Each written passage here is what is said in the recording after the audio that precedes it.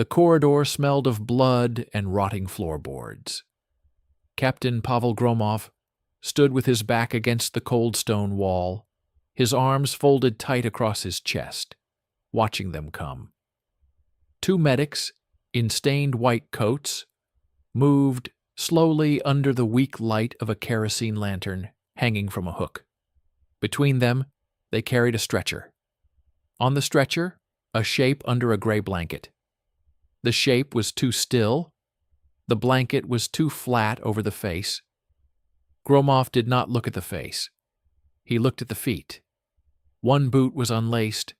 The leather tongue hung out awkwardly, flopping with each step the medics took. Black mud caked the heel. Someone had died with an open boot. Someone had dragged him through the snow, loaded him onto the stretcher, and in the rush, nobody had thought to tie the laces. Or maybe they had tried, and the laces were too wet, too cold, too frozen with blood to hold. The medics passed him. One of them glanced at Gromov, opened his mouth to say something, then thought better of it, and looked away. They knew who he was. They knew where he was going. They had just brought back what was left of the last man who tried. Gromov waited until the sound of their boots faded into the dark. Then he pushed himself off the wall, walked to the door, and went inside. The room was too hot. A cast-iron stove in the corner roared like an engine, glowing orange at the seams. The windows were boarded up, but the cracks still let in needles of freezing air that fought against the heat and lost, turning the room into a wet, suffocating sauna. Sweat and steam and cigarette smoke hung in a thick layer under the ceiling. Major General Fyodorov stood at the map table with his back to the door. His tunic was unbuttoned. His sleeves were rolled up to the elbows, revealing thick forearms matted with dark hair. He did not turn around when Gromov entered. He just stood there, staring down at the map, one hand flat on the paper, the other holding a cigarette that had burned down so far the ash was about to fall. Gromov closed the door behind him and stood at attention. He did not speak. He waited. The silence stretched for 10 seconds. 15. 20. Fyodorov finally dropped the cigarette onto the dirt floor and ground it out with his heel. Then he turned. His face was gray. Not pale, not tired, but gray, the color of old ash. His eyes were red-rimmed and swollen, but there were no tears. Officers of his rank did not cry. They just looked like they had not slept for a week and had been chewing glass. He pointed to a chair. Gromov did not sit. Fyodorov shrugged as if to say, "Suit yourself," and walked to a small table in the corner where a metal teapot sat on a hot plate. He poured himself a cup of black liquid that might have been tea or might have been coffee. He did not offer any to Gromov. "You know who that was," Fyodorov said. It was not a question. Gromov nodded once. "Captain Sorokin. He was my friend." "Was," Fyodorov repeated, tasting the word like it was poison. He took a long sip from the cup. His hand did not shake. That was the worst part. The hand was steady, even though the man was falling apart inside. Was. Good word. Short. Final. I sent him. 3 days ago. I gave him the same map, the same target, the same orders. He took 6 men. Good men. Experienced. They crossed the lines, got within 10 kilometers of the castle, and then a patrol dog found them. The dog, Gromov.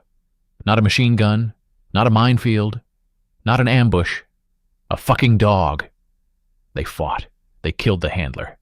They killed the dog. But the damage was done. The patrol called in reinforcements. They ran. They ran for 2 days. Only Sorokin made it back to the forward trenches. He died in the trench, Gromov. In the mud. With his boots full of water. One of them came off when they pulled him out. Fyodorov put the cup down. He walked to the map table and slapped his palm flat on a spot deep behind the front lines. Kreuzberg Castle, headquarters of the 39th Panzer Corps. Chief of Staff, General Helmuth von Wietinghoff, the man who holds the new frequency codes, the man who is coordinating the tank divisions massing for a counterstrike that will roll over our forward positions like a steamroller over eggs, unless we stop it. He paused, letting the words sink in. Sorokin did not get within 10 kilometers. He died for nothing. His men died for nothing. And now I have to send you. Gromov finally moved. He walked to the table and looked down at the map. The castle was marked with a small red circle. Around it, blue pencil lines showed German positions, thick as a wall. Behind it, more blue, deep like an ocean. 60 kilometers, Gromov said quietly. Through that. Fyodorov nodded. Through that. In winter. At night. With 8 men. You will cross the lines at 0200. You will move only in darkness. You will hide during the day. You will find a way into that castle. You will find the general. You will bring him out. And you will bring him back here. Alive. Unharmed. Able to talk. He reached into his pocket and pulled out a folded piece of paper. He held it out to Gromov. This is a photograph. Not a good one. Reconnaissance plane, 2 days ago, flying high and fast. You can see the moat, you can see the bridge, you can see the outer wall. Gromov took the photograph. The castle was a dark mass of stone, surrounded by a frozen moat that looked like a white scar. The bridge was a thin line. The walls were thick. The windows were small, like eyes narrowed in suspicion. There are 40 to 50 men in the garrison, Fyodorov continued. Maybe more. They have machine guns on the roof. They have patrols every hour. They have dogs. They have floodlights. They have a radio that calls for reinforcements every 30 minutes. If that radio goes silent for more than 40 minutes, a battle group from the nearest Panzer division will be there in under an hour. Gromov kept looking at the photograph. Fyodorov reached into his pocket again. This time, he pulled out a small, leather-bound notebook, battered and stained with something dark. He held it out. Sorokin's notebook. His last entry. 3 pages. He wrote it while he was dying in that trench. Observations. Routes. Patrol schedules. Where the dogs are kept. Where the lights are. What he saw before they were spotted. Gromov took the notebook. It was still warm from Fyodorov's pocket. He did not open it. He just held it, feeling the weight of it. The weight of his friend's last hours. Fyodorov moved closer. His voice dropped to almost a whisper. I am not going to lie to you, Pavel. I can't. You deserve better than lies. The chances of you coming back from this are low. Very low. If I had anyone else, I would send them. If I could go myself, I would. But I can't. And you are the best I have, the only one I trust.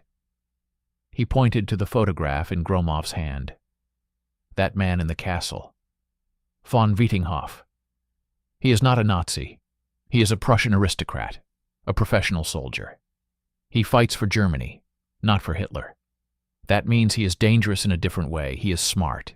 He is careful. He does not take risks. He sleeps in the same room every night on the 2nd floor, in the East Wing. He has a guard outside his door. He has a pistol on his nightstand. He has a telephone next to the pistol. He can call for help in seconds. Gromov looked up from the photograph. You know a lot about him. Fyodorov almost smiled. It was not a pleasant expression. We have a source, a maid who works in the castle. She is Polish. Forced labor. She hates them.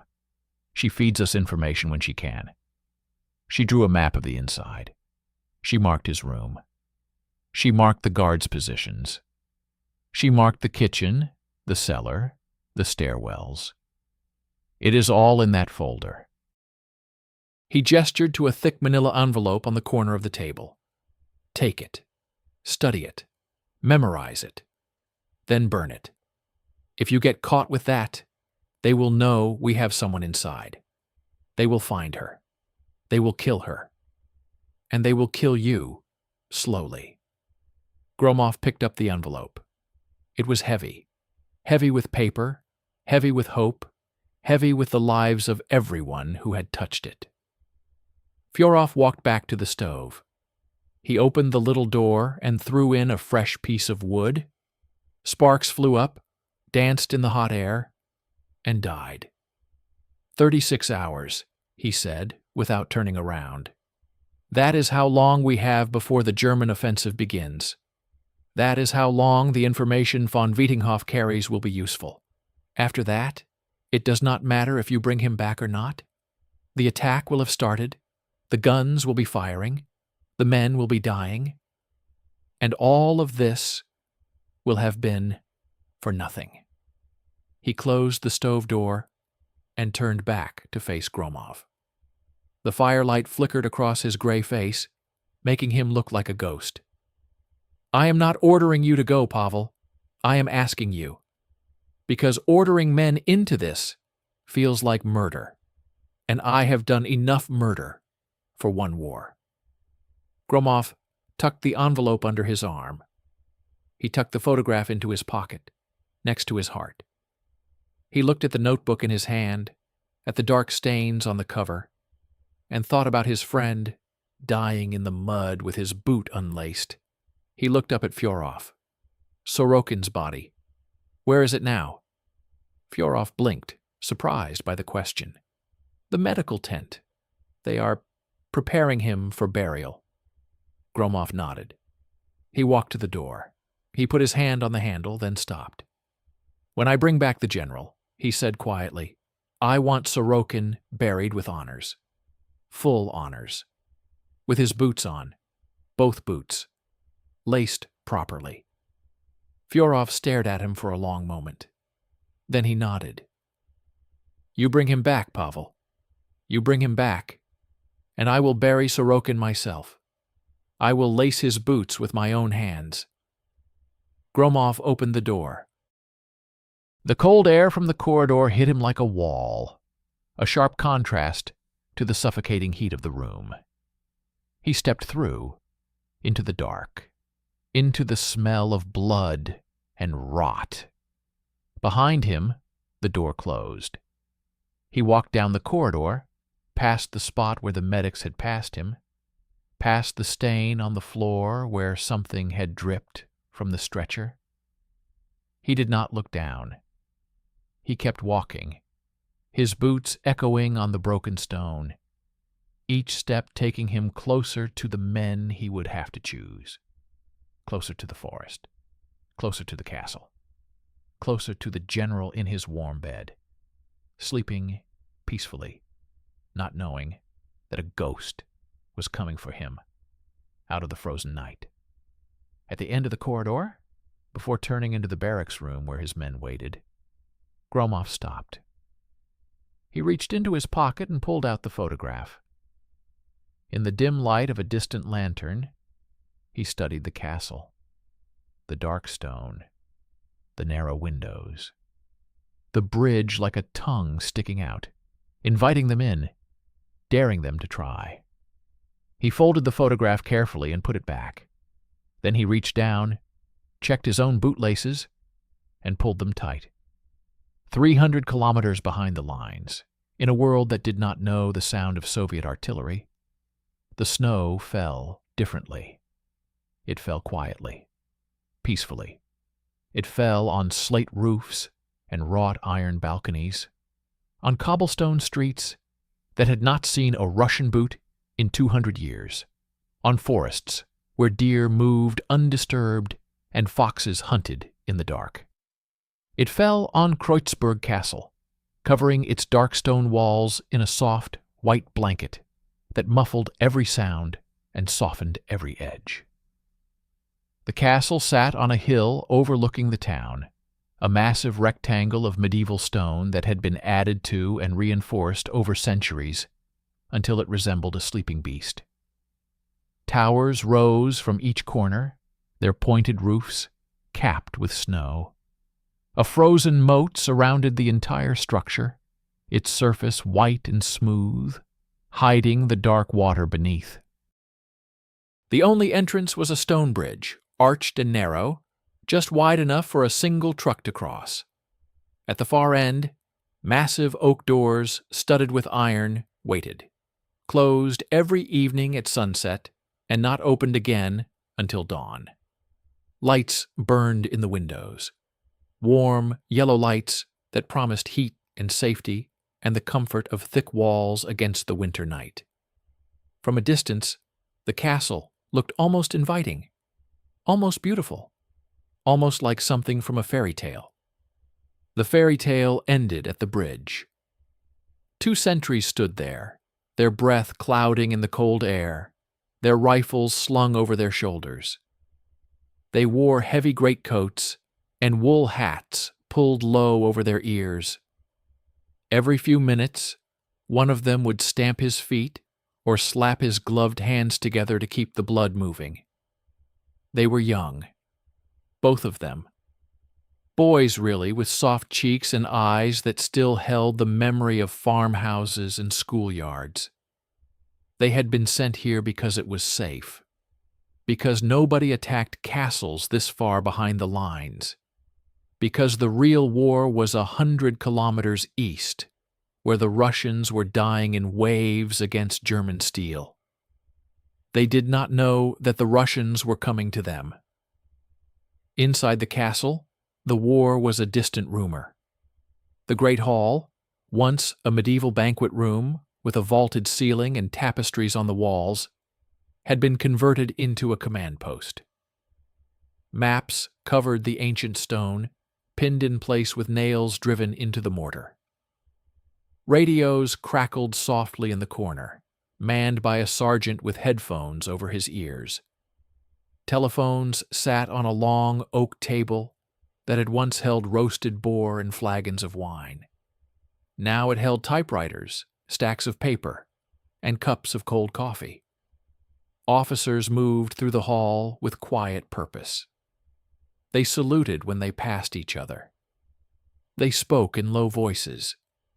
They were professionals, most of them, career soldiers, who had been fighting this war since Poland, since France, since the first snows of Russia. They knew that the front was collapsing. They knew that the Red Army was pushing into East Prussia, onto German soil for the first time. They knew that soon, very soon, the rumors would become reality, and the distant thunder of guns would become the crash of shells against their walls. But not yet. Tonight, there was still order. Tonight, there was still routine. At the far end of the Great Hall, a massive stone fireplace roared with flames that devoured logs as thick as a man's thigh. In front of the fire, in a high-backed chair that might have been a throne once, sat General Helmuth von Vietinghoff. He was 61 years old, though he looked younger. His hair was silver, cut short, and combed back from a high forehead. His face was lean, aristocratic, with a straight nose and a firm jaw that spoke of generations of Prussian military tradition. His eyes were pale blue, the color of winter ice, and they missed nothing. He wore his uniform even here, in the privacy of his headquarters. The collar was open, the top button undone, but otherwise he was immaculate. The Iron Cross First Class hung at his throat, earned in the Great War when he was a young lieutenant, leading men through the mud of Verdun. The Knight's Cross was pinned to his pocket, awarded for the campaign in France. He had earned that one too, leading his regiment through the Maginot Line fortifications, outthinking the French commanders, who had sat in their concrete bunkers waiting for an attack that never came the way they expected. That was the thing about von Wiedinghoff. He outthought people. He was always 3 moves ahead, always calculating, always considering the angles. It was why he was here, in this castle, as chief of staff of a Panzer Corps. Not because he was a Nazi, he was not, and everyone knew it, and everyone tolerated it, because he was too valuable to lose, but because he was the best mind for operational planning in the entire Wehrmacht. He was reading. Not a map, not a report, not a situation update from the front. He was reading a book, a leather-bound volume, old, the pages yellowed and soft. Poetry. Rilke. In the original German, of course. He read a page, then looked up at the fire, then read another page. The flames reflected in his pale eyes, dancing, alive. At his elbow, on a small table, sat a telephone. Black, heavy, military issue. Next to it, a pistol.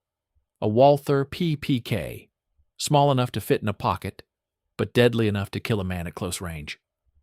He had never fired it in combat. He hoped he never would. But he kept it close, because that was what professionals did. They prepared for the worst while hoping for the best. The telephone rang. Von Wiedinghoff did not jump. He did not startle. He simply marked his page with a strip of leather, closed the book, and reached for the receiver with the calm deliberation of a man who had spent his entire life answering telephones at all hours of the night. Von Wiedinghoff, he said. His voice was quiet, cultured, with the slight lisp that the intelligence reports had noted. It was not a speech impediment so much as a softness on certain consonants, a remnant of childhood that he had never quite outgrown. He listened for a long moment. His expression did not change. His eyes remained fixed on the fire. "Yes," he said finally. "I understand. No, do not engage. Observe only. Report every hour. If they cross the line, I want to know immediately. If they do not cross, I want to know that too. Yes. Good." He hung up. For a long moment he did not move. He sat in the chair, the book forgotten on his lap, staring into the flames. The fire crackled and popped, sending sparks up the chimney. The officers in the hall continued their quiet work, unaware that their commander had just received news that changed everything. Finally, von Wiedinghoff stood. He walked to the map table, the largest one, the one that showed the entire Corps sector, from the front lines back to the Baltic coast. He studied it for a long time, his finger tracing lines, his mind working through possibilities. A patrol had reported movement in the forest. Not a large movement, not an attack, not a column of tanks, just shadows, shapes, men moving at night, avoiding contact, slipping through the gaps in the German lines like water through fingers. Partisans, perhaps, or recon, or something else. Something worse. He did not know. That was what bothered him. He did not know. He turned to the nearest officer, a major with thinning hair and round spectacles. "Major Brandt, the patrol reports, the ones from the eastern sector. Bring me all of them. The last 3 days." Brandt saluted and hurried away. Von Wiedinghoff turned back to the map. His finger traced a line from the front to the castle. 60 kilometers. Through forest, through frozen swamps, through villages held by second-line troops and supply units. A hard march, even for elite troops. Impossible for a large force. But a small group? A handful of men, moving only at night, hiding during the day? Possible. Just possible. He thought about the castle, about the walls, the moat, the bridge, the guards, about the routine that had been in place for months, unchanged, unchallenged, about the softness that crept into men when they believed themselves safe. He thought about himself, sitting in his chair by the fire, reading poetry, with a telephone on one side and a pistol on the other. Comfortable, complacent, a target. He walked to the window. The glass was cold, frosted at the edges. He wiped a circle clear with his sleeve and looked out at the night. The snow was still falling, soft and silent, blanketing the world in white. Somewhere out there, in that darkness, in that cold, men might be moving. Men who wanted to find him. Men who wanted to take him. He smiled. It was a thin smile, a tired smile, but there was something else in it too. Something that looked almost like respect. Let them come, he murmured to the darkness. Let them try. He turned from the window and walked back to his chair. He picked up the book, found his place, and began to read again. But now the pistol was in his lap, his hand resting on it, the metal warm from his touch. Outside, the snow continued to fall. The sentries stamped their feet and blew on their hands. The dogs in their kennels shifted and whined in their sleep. The castle slept, massive and ancient and sure of its own strength. And in the forest, 60 kilometers away, 8 men were preparing to move. The forest ate them whole. One moment, they were crouched in the ruins of a burned-out farmhouse, the last friendly position before no man's land. The next moment, they slipped through a gap in the barbed wire, crossed a frozen stream where the ice creaked under their weight, and vanished into the trees. Behind them, the world of trenches and artillery and sleeping soldiers dissolved into the darkness. Ahead, only blackness, only silence, only the forest. Captain Gromov led the way. He moved like a man who had forgotten how to move any other way. His body low, his steps careful, his eyes scanning everything and resting on nothing. The snow muffled his footsteps, but it also betrayed him. Every print they left was a signature, a confession, a trail for anyone who knew how to read it. He chose their path carefully, avoiding open spaces, skirting the edges of clearings, keeping to the deep shadows under the pines, where the snow was thinner and the cover thicker. Behind him, in single file, came the others. Senior Sergeant Yegorov was second, the group's veteran, a man of 40, with a face like cracked leather and hands that had killed more Germans than most divisions. He carried the heavy machine gun, a Degtyaryov with a disc magazine, wrapped in white cloth to hide its shape. He had carried it across half of Russia, through Stalingrad and Kursk, and a dozen smaller hells, and he carried it now like it was part of his body. Behind Yegorov came Morozov, the youngest, just 19, with eyes too old for his face and a nervous twitch in his left hand that he could not control. He was the newcomer, the replacement, the one who had joined them 3 days ago after Sorokin's group had been wiped out. The men did not trust him yet. They did not know him. They watched him the way wolves watch a new wolf, waiting to see if he would fight or flee. Then Kuznetsov, the sniper, tall and thin and silent, his Mosin Nagant, with the scope wrapped in burlap cradled in his arms like a baby. He had grown up in the taiga, hunting sable with his father, and he could sit motionless in the snow for hours without shivering. He was the eyes of the group, the one who saw things before anyone else, the one who warned them of danger before danger knew they were there. Then Petrov, the demolitions man, thick and square as a block of concrete, carrying satchels of plastic explosive and coils of fuse. He had been a miner in the Donbass before the war, had dug coal from the earth for 15 years, and he understood explosives the way a surgeon understands a scalpel. He could bring down a bridge or open a door, or create a diversion that would send the Germans running in the wrong direction. Then Markov, the radio operator, burdened with the heavy backpack that held their only link to the outside world. He was thin, almost frail, with spectacles that kept fogging up in the cold.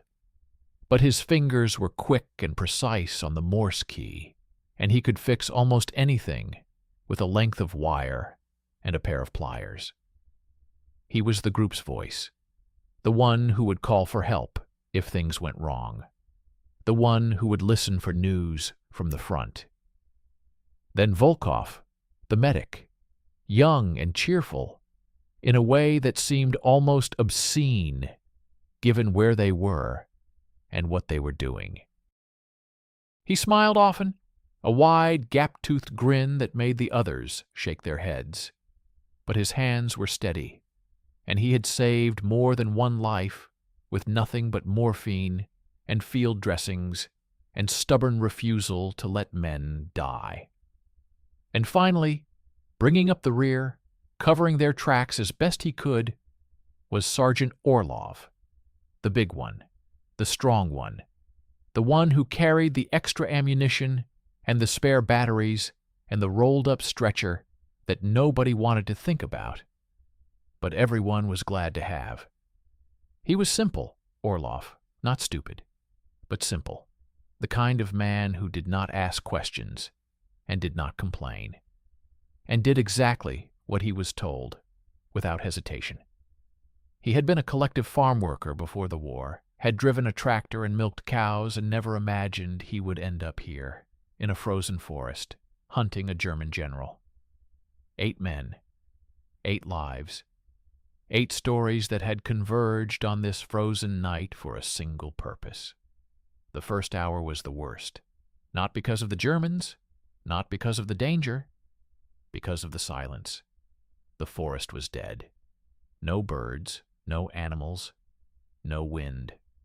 Just the trees, black and skeletal against the white snow, and the soft crunch of their boots, and the sound of their own breathing, loud in their ears, impossibly loud, surely loud enough to wake the dead. Gromov stopped suddenly, his hand raised.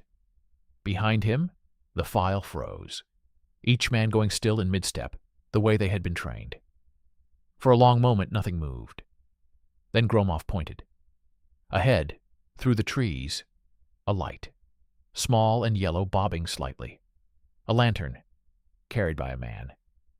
Gromov gestured. The group melted into the shadows, pressing themselves against tree trunks, disappearing into hollows, becoming part of the forest. Only Kuznetsov remained visible, barely, his rifle rising slowly, the scope finding the light, the crosshairs centering on the man behind it. The man came closer. He was alone. A soldier, young, with his rifle slung and his collar turned up against the cold. He was walking a patrol path, following a route he had walked 100 times before, bored and tired, and thinking about the warm bunker waiting for him at the end of his shift. He did not look left or right. He did not look up. He just walked, his lantern swinging, his boots crunching, his breath clouding. He passed within 10 meters of where Gromov crouched. Gromov could have killed him. His knife was in his hand. Warm from his body heat, the blade blackened to avoid reflection. One move, one silent rush, and the patrol would end forever. The boy would die without a sound, without a chance, without ever knowing what hit him. Gromov did not move. The boy passed. His light faded into the trees. The darkness closed behind him. Gromov waited. 1 minute, 2, 3. Then he rose and moved on, and the file followed, and the forest swallowed them again. They walked for hours. The snow deepened as they moved east, away from the lines, away from the churned mud of no man's land, deeper into the untouched wilderness behind the German positions. Here the war had not reached. Here the trees grew tall and straight, undisturbed by shell fire, unmarked by bullets. Here the snow lay smooth and white, beautiful and terrible, a blank page on which every step wrote a confession. Gromov led them through the deepest parts, avoiding trails, avoiding clearings, avoiding anything that looked like it might be used by men. He navigated by instinct and memory, by the stars when he could see them through the clouds, by the faint glow of distant lights that marked villages he had never seen. He did not consult a compass. He did not look at a map. He just walked, and the others followed, because that was what they did. Morozov, the young one, was struggling. He tried to hide it, tried to keep his face blank and his steps steady, but Gromov saw. The boy was trembling, not from cold, but from fear, a fine tremor that ran through his whole body and made his teeth chatter, despite the strip of cloth he had bitten down on. His eyes were too wide, too white in the darkness, darting at every shadow, flinching at every sound. Gromov slowed, letting Morozov catch up, and walked beside him for a while. He did not speak. He just walked, close enough to feel the boy's fear, close enough to let him know he was not alone. After a few minutes, the trembling eased. Not much, but enough. They walked on. The forest opened suddenly into a clearing. Gromov stopped at the edge, his hand raised, his body tense. The clearing was wide, perhaps 50 meters across, and in the center stood a gallows. 3 poles, lashed together, with a crossbeam. From the crossbeam hung 3 ropes, and from the ropes hung 3 bodies. They had been there for a while. The snow had covered them, turning them into white statues, human-shaped lumps that swayed slightly in the wind. Their faces were hidden under masks of ice, their hands frozen into claws, their feet bare and black and pointing at the ground. Partisans, or villagers, or anyone the Germans had decided needed to die. Morozov stopped. He stared at the bodies. His face went white, whiter than the snow, whiter than the dead. His mouth opened, but no sound came out. His left hand twitched, the nervous spasm worse now, uncontrollable, flapping against his thigh like a wounded bird. Gromov watched him. He did not move. He did not speak. He just watched, waiting to see what the boy would do. Morozov took a step forward, then another. He walked into the clearing, toward the gallows, toward the bodies, as if pulled by some invisible force. The snow came up to his knees. He did not notice. He just kept walking, his eyes fixed on the dead. He stopped in front of the center body. It was a woman. He could see that now, despite the ice, despite the distortion. A woman, maybe 30, maybe younger, with a scarf still tied around her head, and a dress that flapped in the wind. Her hands were tied behind her back. Her neck was broken at an angle that made his stomach lurch. Morozov reached out. His hand touched the frozen cloth of her dress. Behind him, Gromov appeared. He did not touch the boy. He did not pull him away. He just stood there, close, waiting. Morozov turned. His face was wet. Tears or melted snow, it was impossible to tell. His voice, when it came, was a whisper, broken and raw. My mother. They hanged my mother. In the village. Last year. I found her. Just like this. Gromov said nothing. Morozov looked back at the body. At the woman who was not his mother but could have been. At the frozen face that stared at nothing. I can't do this, he whispered. I can't. I'm not strong enough. Gromov moved then. He stepped in front of the boy, blocking his view of the body, forcing him to look at a living face instead of a dead one. His eyes were hard, but not cruel. His voice was low, but not gentle. You want to hang here? He asked. You want to swing next to her? Because that's what happens. That's what happens to men who can't do this. They die. And they don't die quick. They die slow, in the cold, with their boots off and their hands tied, and their last thought being, I should have been stronger. Morozov stared at him. His lip trembled. Gromov grabbed his shoulder, hard, squeezed until the boy winced. Your mother, he said. If she was here, if she could see you now, what would she want? Would she want you to die in this forest, frozen and forgotten? Or would she want you to live, to fight, to make the bastards who did this pay? Morozov blinked. Something shifted in his eyes. The fear was still there, but something else was growing beside it. Something harder. She would want me to live, he said. His voice was steadier now. Then live, Gromov said.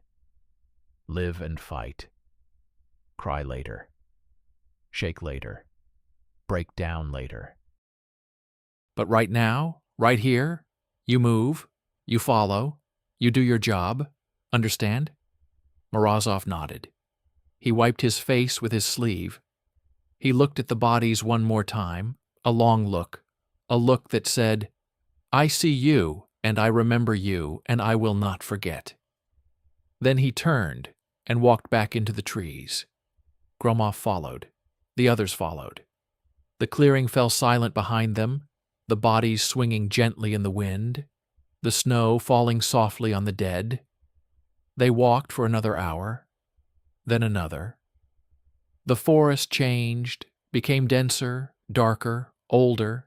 The trees here were giants, pines so tall they seemed to touch the sky, their branches interlaced above to form a canopy that blocked the stars.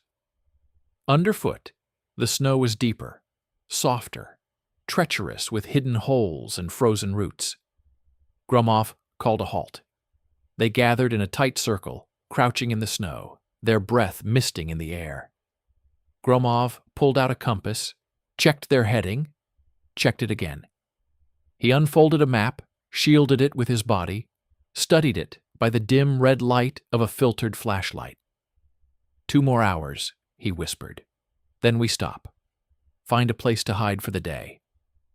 Yegorov nodded. The machine gun rested across his knees, his hand never leaving it. Kuznetsov tilted his head, listening. Something, Gromov? Kuznetsov shook his head slowly. Nothing. Too quiet. Even the animals are gone. Gromov frowned. That was not good. Animals meant life. Animals meant normal. The absence of animals meant something had scared them away. Something like men. He was about to give the order to move when he heard it. A sound. Faint. Distant. Coming from somewhere ahead, somewhere to the left. Engines. Trucks. Moving. Not many. 2, maybe 3. On a road, somewhere beyond the trees. Gromov raised his hand. Everyone froze. The sound grew louder, closer. Headlights flickered through the trees, thin beams of light that cut the darkness like knives. The trucks were moving slowly, cautiously, their drivers peering into the night, looking for something. Looking for them. Gromov made a decision. He pointed to a dense thicket of young pines, their branches heavy with snow, their trunks close together. Hide. Now. The group moved. They flowed into the thicket like water into sand, disappearing between the trees, pressing themselves into the snow, becoming still, becoming silent, becoming nothing. The trucks came closer. Through the branches, Gromov watched. 2 trucks, open-topped, with canvas covers over the beds. Each truck carried a squad of soldiers, maybe a dozen men total. They were alert, their weapons ready, their eyes scanning the forest. Searchlights mounted on the cabs swept back and forth, painting the trees with harsh white light. One of the beams passed over the thicket, passed over, paused, came back. Gromov held his breath. Beside him, he could feel Morozov trembling again, the fear returning, the control slipping. He reached out, found the boy's arm, squeezed once. Hard. A message. Steady. The light moved on. The trucks rolled past, their engines growling, their tires crunching. The soldiers in the beds stared into the forest, their faces pale in the darkness, their eyes wide with the knowledge that somewhere out there, something was hiding. Something they could not see. Something that wanted to kill them. The trucks disappeared into the night. The sound faded. The silence returned. Gromov waited. 5 minutes. 10. 15. Then he rose, and the others rose with him, and they moved on, deeper into the forest, deeper into the enemy rear, closer to the castle that waited for them in the dark. Dawn came slowly, reluctantly, a pale gray seepage through the clouds that brought no warmth and little light. The forest emerged from darkness like a photograph developing, trees taking shape, snow revealing itself, the world coming into focus, one shade at a time.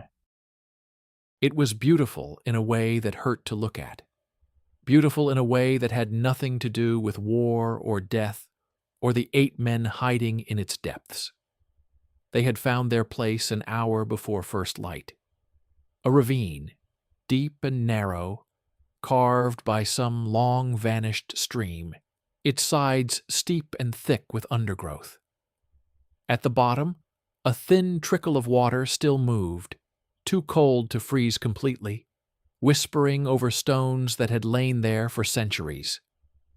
The ravine was hidden from above, invisible unless you stood directly on its edge and looked down. It was perfect. Gromov had posted sentries at both ends, Yegorov to the north, Kuznetsov to the south. The others had spread out along the length of the ravine, finding what cover they could, settling in for the long wait. No fires, no hot food, no movement, just cold and silence, and the slow passage of time. Morozov sat with his back against a frozen bank, his knees drawn up to his chest, his arms wrapped around them. He had not spoken since the clearing, since the bodies, since Gromov had grabbed his shoulder and forced him to choose life. He sat now with his eyes open, staring at nothing, his face blank, his body still. The trembling had stopped. That was something, but the blankness was worse. Blankness meant he had gone somewhere else, somewhere inside, somewhere the others could not reach. Volkov the medic watched him from a few meters away. He did not approach, did not speak, did not offer comfort.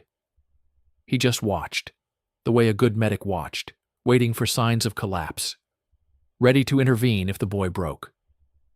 But Morozov did not break.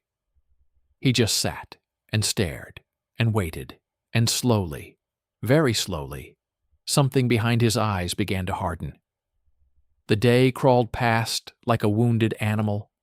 The men dozed when they could, woke when they could not, shifted position to keep the blood moving, checked their weapons a dozen times, 100 times, anything to fill the hours.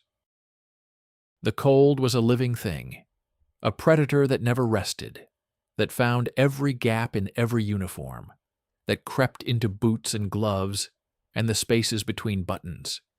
It numbed fingers and toes, slowed thoughts, made the simple act of staying awake a battle.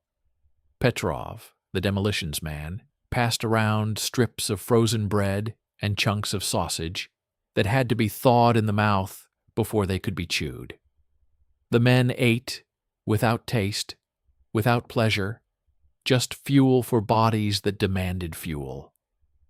They drank from their canteens, the water so cold it hurt teeth and throat, burning on the way down. Markov, the radio operator, huddled over his set, earphones on, listening to the traffic that crackled through the ether.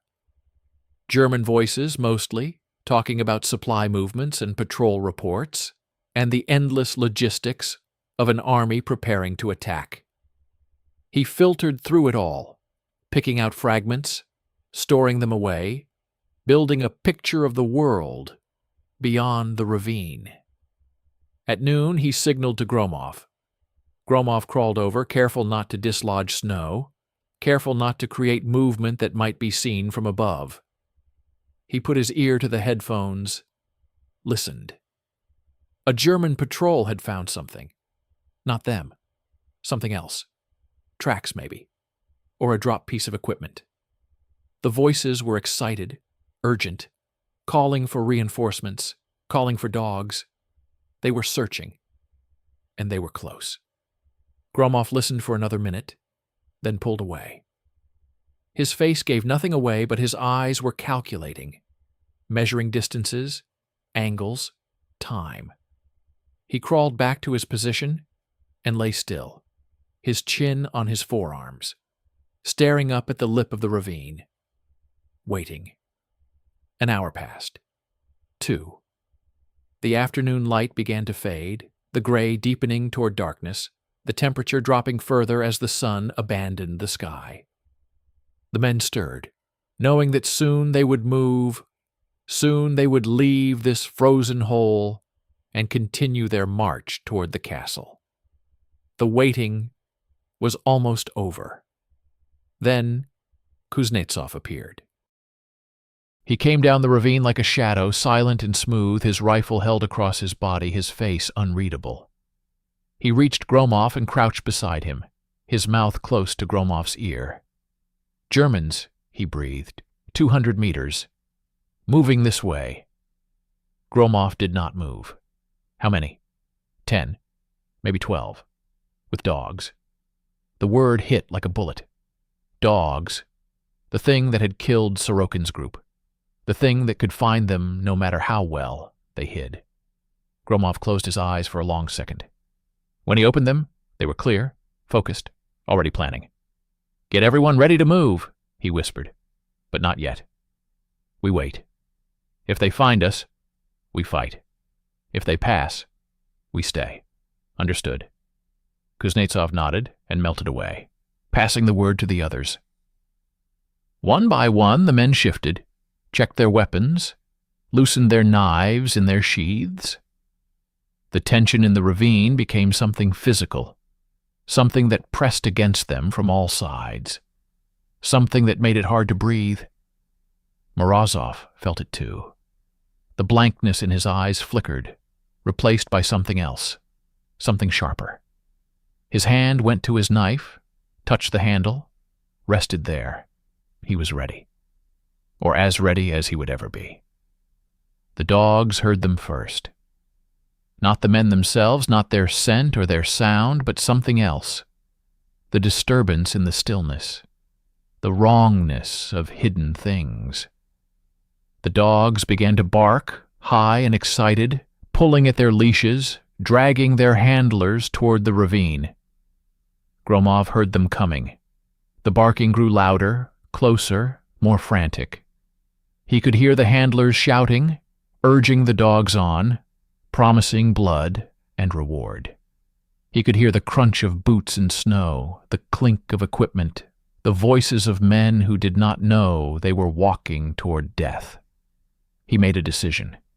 He rose to one knee, raised his hand, and made a series of quick gestures. The men understood. They spread out along the ravine, finding positions, aiming upward, waiting for the command.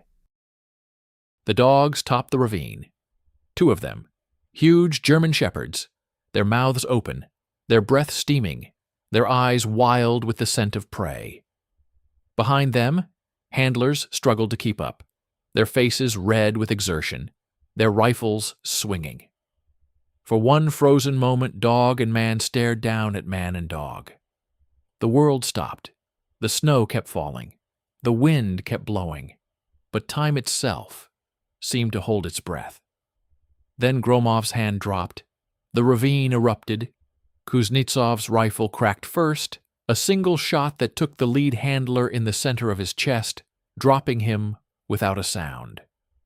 The dog lunged, but Yegorov's machine gun caught it in midair, the burst stitching across its body and throwing it sideways into the snow. The second dog turned to flee, but Petrov was already there, his knife flashing, the blade taking the animal in the throat. It died without a sound, its blood steaming in the cold. The second handler raised his rifle, but Morozov was faster. He did not think. He did not aim. He just moved, his body responding to instincts he did not know he had, his knife leaving his hand and flying through the air and burying itself in the man's throat. The handler dropped, his rifle firing into the sky, a single shot that echoed through the forest like a scream. And then it was over. The Germans were dead. The dogs were dead. The silence returned, heavier now, stained with the smell of blood and cordite. Gromov was already moving, scrambling up the side of the ravine, reaching the bodies. He grabbed the dead handler, dragged him into the ravine. The others followed, pulling the bodies, pulling the dogs, erasing the evidence of violence as fast as they could. But the shot, the single shot that had fired into the sky, someone had heard it. Someone always heard. "Move," Gromov hissed. "Now. Leave everything. Just move." They ran, not toward the castle, away. Perpendicular to their original course, putting distance between themselves and the kill site, hoping to confuse any pursuit, hoping to buy time. They ran until their lungs burned and their legs screamed, and the darkness swallowed them completely. They ran until the forest changed around them, the trees thinning, the ground leveling, something else appearing ahead. A road. And beyond the road, a hill. And on the hill, a castle. They stopped at the edge of the trees, staring. There it was, the dragon's lair, the target. The reason 8 men had walked 60 kilometers through enemy territory and killed with their bare hands and run until they could run no more. Kreuzberg Castle rose against the darkening sky, massive and ancient and indifferent. Lights burned in its windows. Smoke rose from its chimneys.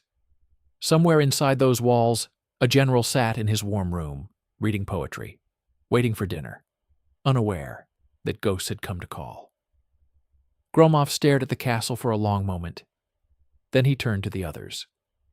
"We made it," he said quietly. "Now the hard part starts." He led them into the trees again, circling wide, looking for a place to observe, to plan, to wait for darkness. Behind them, somewhere in the forest, the bodies lay frozen in the snow, and the alarm was spreading, and the hunt was beginning. But for now, they were alive. For now, they were hidden. For now, they had reached the dragon's mouth and had not been eaten. The real work was about to begin. The castle watched them. It was not a feeling, not a premonition, not the kind of superstitious dread that men feel in old places. It was a fact. The castle sat on its hill, its windows glowing like eyes, its towers reaching for the sky, and it watched. Every few minutes, a searchlight beam would sweep across the snow-covered slopes, painting the world white, searching for anything that did not belong. The beam moved with mechanical precision, left to right to left, never varying, never resting. Gromov lay in the snow at the edge of the tree line, 100 meters from the open ground that surrounded the castle. He had been there for 3 hours. The snow had covered him, turning him into just another hummock in a landscape of hummocks. Only his eyes moved, tracking the searchlight, counting the seconds between sweeps, building a pattern in his mind. Beside him, Kuznetsov lay equally still, his rifle tucked under his body to keep the mechanism dry, his eyes fixed on the bridge, on the guards, on every detail that might mean life or death. The sniper had not moved a muscle in hours. He did not shiver. He did not blink. He just watched, the way he had watched for Sable in the taiga, the way he had watched for Germans across 1,000 killing fields. The rest of the group waited deeper in the trees, hidden in a hollow that had once been a forester's shelter. The walls were gone, burned for firewood long ago. But the depression in the ground offered cover, and the trees offered concealment. They waited there, checking weapons, eating the last of the frozen bread, trying to rest while they could. Morozov sat apart from the others, his back against a tree, his knife in his hands. He turned it over and over, watching the dull gleam of the blade, feeling the weight of it, the balance. He had killed a man with that knife, not from a distance, not with a rifle, but up close, personal, the kind of killing that left a mark on the soul. He had thrown it and watched it fly and seen it bury itself in flesh and felt nothing. That was what scared him. Not the killing, the nothing. Volkov watched him from across the hollow. The medic said nothing, did nothing, just watched with the patience of a man who had seen too much to be surprised by anything. He had his own knife, his own kills, his own nothing. They all did. That was the price of surviving this long. The sun set. The sky turned from gray to purple to black, and the castle's lights burned brighter against the darkness. The searchlight continued its sweep, mechanical, relentless, but the men in the hollow could feel the change. Night was their time. Night was when they became dangerous. Gromov slid back from the tree line, moving on his belly, leaving no more trace than a snake.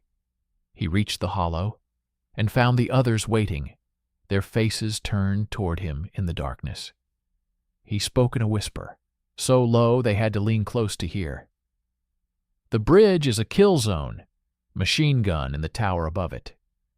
2 guards on the bridge itself, relieved every 2 hours. The moat is frozen, but the ice is thin near the center. Not an option. He paused, letting the information sink in. The east wall. It's older than the rest. The stone is crumbling in places. There's a drainage grate at the base, half hidden by snow. If we can reach it, we might get inside. But to reach it, we have to cross 200 meters of open snow, in full view of the searchlight, with no cover and no place to hide. Yegorov grunted. When? Gromov looked at the sky. The clouds were thickening, building toward snow. If we get a storm, we go. If not, we wait for the darkest hour, just before dawn. That's when they're tired. That's when they make mistakes. He looked around at the faces of his men. 8 men, 8 lives, 8 stories that might end tonight. Get some rest, he said. I'll wake you when it's time. They settled into the hollow, finding what comfort they could in the frozen darkness. Some slept. Some pretended to sleep. Some just lay with open eyes, staring at nothing, thinking of everything. The storm came at midnight. It arrived without warning, as winter storms often do, sweeping down from the north with a fury that seemed personal. The wind howled through the trees, tearing snow from branches and throwing it into the air until the world dissolved into white chaos. Visibility dropped to 0. Sound became meaningless, swallowed by the roar of the wind. Gromov rose from the hollow and looked toward the castle. He could not see it. He could not see anything. The storm was complete, absolute, a gift from a god who might, just might, be on their side. He gathered the men in a tight circle, his mouth against their ears, shouting to be heard above the wind. This is it. Stay close. If you fall behind, you die. If you make a sound, we all die. Follow me and do exactly what I do. He turned and led them out of the trees. The snow hit them like a wall, driving into their faces, finding every gap in their clothing, stealing heat and breath and will. They moved in single file, each man holding the belt of the man in front. A human chain stretched across the white emptiness. Gromov led, navigating by instinct, by the faint impression of the hill beneath his feet, by the memory of the castle's position burned into his brain. The searchlight was useless. Its beam cut through the storm for a few meters, and then died, swallowed by the white. The guards on the bridge had retreated into their boxes, huddled over stoves, convinced that no one would be foolish enough to move in weather like this. They were wrong. Gromov reached the base of the east wall and pressed himself against the stone. The others gathered around him, a cluster of frozen men clinging to the only solid thing in a world of chaos. He found the drainage grate exactly where the map had said it would be, half buried in snow, its iron bars red with rust. Petrov was there, his satchel open, his tools in his hands. He worked quickly, silently, his fingers finding the weak points in the ancient iron. The grate was old, older than the war, older than the men who had built it, and age had made it brittle. One bar snapped, then another, then a section big enough for a man to squeeze through. Gromov went first. He dropped into darkness, into cold that was somehow deeper than the cold outside, into silence that was somehow louder than the wind. He landed on stone, wet and slippery, and found himself in a narrow passage that sloped upward into blackness. A drainage channel, built to carry water away from the castle's foundations, now dry and empty and waiting. He waited until the others dropped beside him, one by one, their bodies blocking what little light filtered through the grate. When all 8 were inside, he turned and began to climb. The passage led to a cellar. Gromov emerged from the drain like a berth, pushing through a small opening into a space that smelled of earth and potatoes and old wood. He lay still for a long moment, listening, feeling, letting his eyes adjust to the darkness. The cellar was large, divided into sections by stone pillars, filled with bins of vegetables and racks of wine bottles and barrels of something that might have been beer. No guards, no sounds. Just the drip of water, somewhere in the darkness, and the distant creak of the castle settling on its foundations. He signaled. The others emerged, one by one, spreading out through the cellar, finding cover behind barrels and bins. They were inside. They had crossed the moat, the wall, the stone itself, and now they stood in the belly of the beast. Gromov found the stairs. Stone steps, worn smooth by centuries of use, leading up to a heavy wooden door. He climbed slowly, testing each step for sound, placing his weight with infinite care. At the top, he pressed his ear against the door and listened. On the other side, voices, German voices, laughter, the clink of glasses, a radio playing music, something soft and sentimental. A guard room, probably, with off-duty soldiers passing the time. He counted the voices. 3, maybe 4. Not enough to stop them, but enough to raise the alarm if they were not dealt with quickly and quietly. He moved back down the stairs and gathered the men around him. He pointed to Yegorov, to Petrov, to Kuznetsov. Then he pointed to the door. Then he drew his finger across his throat. They understood. Yegorov moved to the door, his knife in his hand. Petrov flanked him, another blade. Kuznetsov hung back, his rifle useless in these close quarters, his own knife ready. The others waited below, ready to move, ready to die, ready for whatever came next. Gromov counted on his fingers.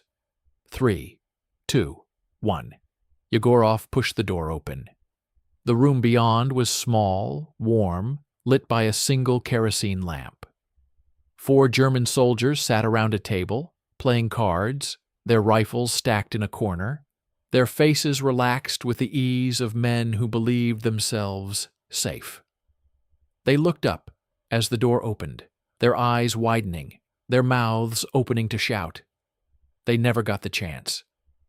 Yegorov moved like the veteran he was, fast and brutal, and utterly without hesitation. His knife took the first man in the throat, cutting off the shout before it could begin. Petrov took the second, his blade sliding between ribs, finding the heart. The third man tried to rise, tried to reach for a weapon, but Kuznetsov was already there, his knife opening the man's throat from behind. The fourth man froze. His hands went up, his face white with terror, his mouth working silently. Gromov stepped into the room and looked at him. Young, maybe 18, a boy, really, with soft cheeks and eyes that begged. Gromov did not kill him. He grabbed him by the collar, pulled him close, pressed a finger to his own lips. The boy nodded, frantic, tears streaming down his face. Gromov pushed him into a corner and gestured to Volkov. The medic moved forward, a strip of cloth in his hands, and gagged the boy, then bound his hands and feet with quick, efficient movements. The room was silent. 4 men dead, 1 captive. No alarm raised, no shots fired. They were still invisible. Gromov moved to the door that led deeper into the castle. He listened. Beyond it, silence. The castle slept, unaware that death had crawled into its basement. He looked back at his men. 7 left, plus the captive who was no longer a threat. They had made it. They were inside. Now came the hardest part. He opened the door and stepped into the corridor beyond, and the castle closed around them like a tomb. The corridor stretched before them like a throat. Stone walls, ancient and cold, rose on either side, their surfaces rough with age and damp. Torch brackets lined the walls, empty now, replaced by electric lights in wire cages that cast harsh shadows and left pools of darkness between them. The floor was stone as well, worn smooth by centuries of feet, and their boots made no sound on its surface. Gromov led the way, his knife in his hand, his body low, his senses reaching out into the darkness ahead. Behind him, the others followed in single file, each man watching a different direction, each man ready to kill or die in absolute silence. They had studied the maid's map until they could see it with their eyes closed. The cellar stairs led to the ground floor corridor. The corridor ran east to west, with side passages branching off to kitchens, storage rooms, and the quarters of the castle's servants. At the far end, a spiral staircase wound upward to the first floor, where the officers had their rooms. Above that, the second floor, where the general slept. 2 floors, 2 sets of guards, 200 meters of stone and shadow and sleeping men. They reached the spiral staircase without incident. Gromov paused at its base, listening. Above, he could hear sounds. Snoring somewhere. The creak of a floorboard as someone shifted in sleep. The faint, distant murmur of a radio left on in some forgotten room. He began to climb. The stairs were narrow, barely wide enough for one man, and they wound tightly around a central pillar. Gromov moved slowly, testing each step before committing his weight, watching the curve above for any sign of movement. Behind him, the others followed, close enough to touch, close enough to die together, if it came to that. The first floor opened before them. Another corridor, wider than the one below, with doors on either side.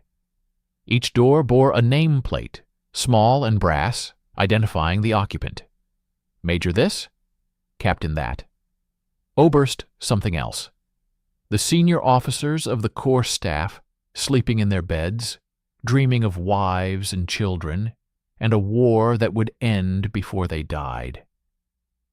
Gromov ignored them. His target was above. He found the stairs to the second floor at the far end of the corridor, hidden behind a heavy curtain that had once served to keep out drafts. He pushed through it carefully, silently, and began to climb again. The second floor was different. The corridor here was shorter, with only 3 doors. At the far end, a window looked out over the frozen moat, its glass thick with frost. A single guard sat in a chair beside the nearest door, his head drooping, his rifle leaning against the wall beside him. He was asleep. Not pretending, not dozing, but truly deeply asleep, his mouth open, his chest rising and falling with the rhythm of exhaustion. Gromov stared at him for a long moment, processing this gift, this unbelievable piece of luck. A sleeping guard. A man who had abandoned his duty, who had let fatigue overcome discipline, who had given them the one thing they could not have bought or fought for. He moved forward, his steps soundless on the stone. Behind him, Yegorov followed, ready to support, ready to act if the guard woke. But the guard did not wake. He slept on, dreaming whatever dreams came to men who spent their nights watching doors that never opened. Gromov reached the guard and looked down at him. Young, younger than Morozov, maybe. A boy with a soft face and dark circles under his eyes and a smear of food on his collar. He had fallen asleep on duty, a crime punishable by death in some armies, by hard labor in others. Here, in this castle, far from the front, it would probably earn him a week of extra duty and a stern reprimand, unless someone found out. Gromov made a decision. He did not kill the boy. He reached down, took the rifle from where it leaned against the wall, and passed it back to Yegorov. Then he took the boy's pistol from its holster, a Walther P-38, and tucked it into his own belt. The boy slept on, unaware that he had been disarmed, unaware that death had passed him by. Gromov turned to the door beside which the guard had sat. The door to the general's room, the door behind which the most valuable prisoner of the war lay sleeping in his bed. He tried the handle. Locked. Of course. A general would lock his door. A general would not rely entirely on sleeping boys to keep him safe. Gromov stepped back and gestured to Petrov. The demolitions man moved forward, his satchel open, his tools ready. He examined the lock, a heavy old thing set into the ancient wood, and shook his head. Too old, too solid. Picking it would take time they did not have. He looked at Gromov and pointed to the hinges. Then he held up a small crowbar, its end wrapped in cloth, to muffle sound. Gromov nodded. Petrov went to work, inserting the crowbar between the door and the frame, applying pressure slowly, carefully, incrementally. The wood groaned, a soft sound, a whisper of protest. Petrov paused, listened, applied more pressure.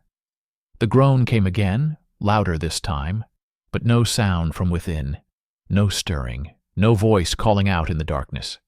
The first hinge gave way with a soft pop. Petrov moved to the second. Behind them, the guard slept on.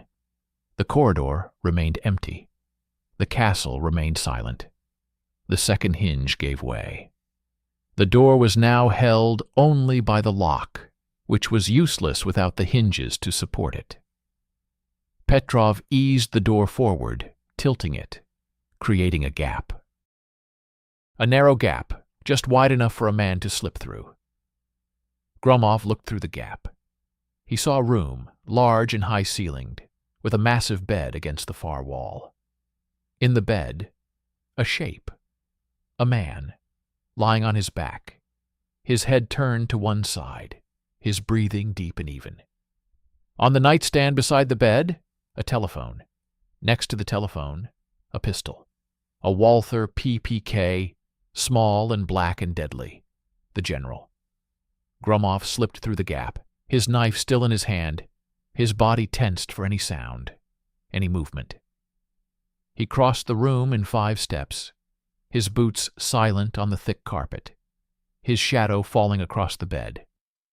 He looked down at Helmuth von Wiedinghoff. The general was old. Not ancient, but old in a way that had nothing to do with years. His face was lined, his hair silver, his hands resting on the blanket gnarled with the arthritis that came to men who had spent too many winters in the field. He looked peaceful in sleep, almost gentle, like a grandfather resting after a long day. Gromov knew better. This man was responsible for the deaths of thousands. This man planned the movements of tanks and troops that crushed cities and destroyed armies. This man was the enemy, and he was about to become a prisoner. He reached down and touched the general's shoulder. Von Wiedinghoff's eyes opened. They opened instantly, fully, with no groggy confusion, no disoriented blinking. One moment he was asleep, the next he was awake, his pale blue eyes sharp and clear and fixed on the face of the man standing over him. He did not scream. He did not reach for the pistol. He just looked, taking in the white camouflage suit, the knife, the hard face of the man who had come out of the night to find him. For a long moment, neither of them moved. Then, von Wiedinghoff's eyes shifted, just slightly, looking past Gromov, looking toward the door, looking for the guard, who should have been there, who was not there, who would never be there again. Understanding dawned in his face. Not fear. Not panic. Just understanding. He looked back at Gromov and spoke. His voice was quiet, calm, the voice of a man who had spent a lifetime controlling his emotions. "So," he said, "you came." Gromov did not answer. He gestured with the knife, a small movement, a command. "Get up." Von Wiedinghoff did not move. He lay in his bed, in his warm room, in his castle, and looked at the man who had come to take him. His eyes traveled down Gromov's body, taking in the worn uniform, the frozen snow still melting on his shoulders, the knife in his hand. Then they traveled back up, meeting Gromov's eyes again. "You are the one," he said, "the one they sent after Sorokin failed. You are his replacement." Gromov's face did not change, but something in his eyes flickered. He knew Sorokin's name. He knew. Von Wiedinghoff saw the flicker. He almost smiled. "He was a brave man, your friend. He died well. My men said he fought to the end, even after he was wounded. They respected that. I respected that." Gromov's hand tightened on the knife. "Get up," he said again. His voice was flat, empty, the voice of a man who had learned to feel nothing. Von Wiedinghoff nodded slowly, as if agreeing with some private thought. He threw back the covers and swung his legs out of bed. He was wearing a long nightshirt, white and old-fashioned, and his feet were bare. He stood, tall and straight despite his age, and looked down at Gromov from his greater height. "My clothes," he said. Gromov shook his head. No time. Von Vietinghoff's eyes widened slightly, the first real emotion he had shown. You cannot take me out in this. It is freezing. I will die. You will die if you do not move, Gromov said. Now walk. He gestured toward the door. Von Vietinghoff hesitated for a fraction of a second, his eyes flickering toward the nightstand, toward the pistol that lay so close, so impossibly close. Gromov saw the flicker and stepped forward, blocking the path, his knife rising. "Don't," he said. Von Vietinghoff looked at the knife, then at Gromov's eyes, and something in those pale gray eyes told him that this man would not hesitate. This man had killed before. This man would kill again. This man would kill him without a second thought, if he gave the slightest reason. He nodded again, a small, formal bow of acceptance, and walked toward the door. They emerged into the corridor. The guard still slept in his chair, oblivious to everything. Yegorov stood over him, his knife ready, his eyes asking the question. Gromov shook his head once. No, let him live. They moved down the corridor, the general between them, his bare feet silent on the cold stone. He did not complain. He did not beg for boots or a coat. He just walked, his face expressionless, his eyes taking in everything, memorizing faces, counting men, filing away information that might be useful if he survived this night. They reached the spiral staircase and began to descend. The first-floor corridor was still empty, the doors still closed, the officers still sleeping. They moved through it like ghosts, the general a pale figure in his white nightshirt, his feet leaving no prints on the stone. The cellar stairs, the guard room, with its 4 dead men and 1 bound boy. The drainage passage, narrow and dark and cold. One by one, they slipped back into the earth, back into the drain, back toward the grate that would return them to the storm. Von Vietinghoff hesitated at the entrance to the drain. It was small, barely large enough for a man to squeeze through, and it led into darkness that seemed absolute. He looked at it, then at Gromov. "You expect me to crawl through that?" he asked. His voice was still calm, but there was something new in it, something that might have been fear. Gromov looked at him, the general, in his nightshirt, his bare feet, his aristocratic face. The man who planned the deaths of thousands. The man who would be worth more than gold if they could get him back. "Crawl or die," Gromov said. "Your choice." Von Vietinghoff looked at him for a long moment. Then, without another word, he got on his hands and knees and crawled into the darkness. Gromov followed, and behind him the others followed, and the drain swallowed them all. The drain spat them out into chaos. The storm had worsened. What had been heavy snow was now a full blizzard, wind screaming across the open ground with enough force to stagger a man, snow flying horizontal, visibility dropping to 0. The world had become white noise and frozen fury, a elemental rage that seemed aimed directly at them, as if the castle itself had summoned the weather to destroy them.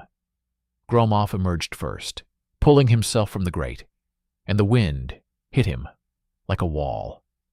He dropped to his knees, head down, letting the blast pass over him, then crawled forward, searching for cover, for direction, for anything that would tell him which way led to the trees.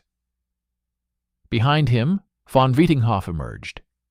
The general came out of the drain on his hands and knees, his nightshirt instantly plastered to his body by the wind-driven snow, his bare feet sinking into the frozen whiteness. He gasped as the cold hit him, a sound that was almost a scream, but the wind tore it away, before it could reach anyone's ears. He tried to stand, but the wind knocked him down, and he lay in the snow, his body already beginning to shake, with uncontrollable shivering. Morozov came next, then Volkov, then the others, each man fighting his way out of the drain, each man dropping to the ground as the storm tried to rip them from the earth. They huddled together, a cluster of frozen humanity clinging to each other, to the ground, to life itself. Gromov crawled to von Vietinghoff. The general's face was already white, not with fear but with cold, his lips blue, his eyes wide with the shock of temperatures his body had never been designed to endure. He was dying. Right here, 50 meters from the castle, he was dying. And if he died, everything they had done meant nothing. Gromov tore off his own greatcoat. He wrapped it around the general's shoulders, covering the thin nightshirt, trapping what little body heat remained. Then he pulled the man to his feet, half carrying him, half dragging him, toward where he hoped the trees would be. The others formed a wedge around them, breaking the wind, shielding the general from the worst of the storm. They moved as one organism, 8 men and a prisoner, fighting for every meter, every breath, every second of life. They reached the trees. The forest was no shelter. Not really. The wind still howled through the branches. The snow still fell. The cold still bit. But the trees broke the worst of it, gave them something to lean against, something to navigate by. They huddled together in the lee of a massive pine, their backs to the trunk, their bodies pressed close for warmth. Von Vietinghoff sat in the center, wrapped in Gromov's coat, his face still white, his body still shaking. Volkov crouched beside him, checking his pulse, his breathing, his fingers and toes for signs of frostbite. The medic's face was grim. The general was hypothermic, deeply so, and if they did not get him warm soon, he would die. Gromov looked at the sky, or where the sky should have been. There was no way to tell direction, no way to navigate, no way to do anything except wait for the storm to pass. And if they waited here, the general would die. If they moved, they might get lost, might walk in circles until they froze, might stumble into a German patrol and die fighting. He made his choice. "We move," he said. "Keep him between us. Share your body heat. If he dies, we've failed." They rose and moved deeper into the forest, leaning into the wind, fighting for every step. Von Vietinghoff walked between them, supported by Gromov on one side and Yegorov on the other, his bare feet leaving bloody prints in the snow. The dogs found them an hour later. They came out of the storm like wolves, silent until the last moment, their dark shapes appearing suddenly from the white chaos.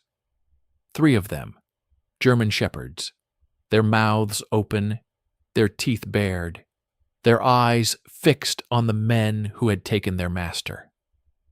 Kuznetsov saw them first. His rifle came up, but the dogs were too close, too fast. The first one leaped, aiming for his throat, and he fired from the hip, the shot wild, the dog twisting in midair and falling dead at his feet.